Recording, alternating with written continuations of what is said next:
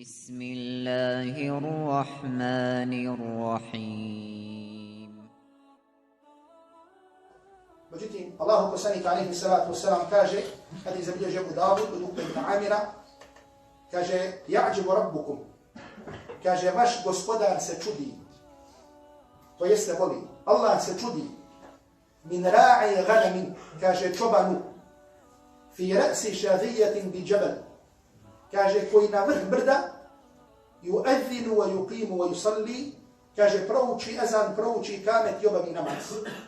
Čoban sam na brdu, prouči ezan i kamet i obavlja namaz.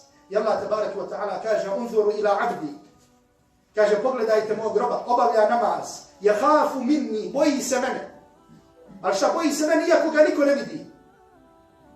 Jer istinski strah od Allaha da ga se bojiš kad si sam. Kaže, kada gafartu li abdi wa adkhaltuhu al-janna, kaže, ja sam uprostio svom robu i uveo sam ga u džennet. Allah mi robu i pogledaj. Allah dželle šanuhu koliko voli obavljanje namaza. Zašto voli obavljanje namaza onoga ko obavlja namaz? Zato što onaj koji obavlja namaz, on je istinski intelektualac.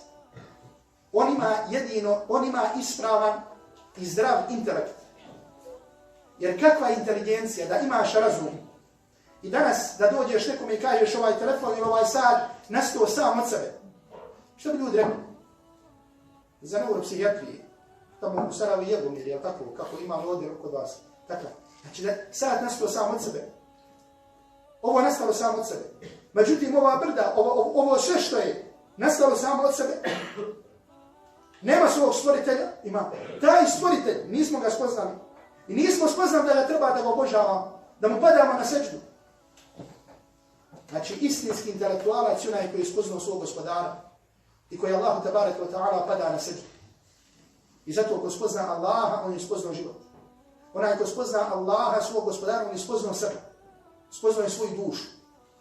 Slabost svoje duše, odnosno šta treba, šta ne treba.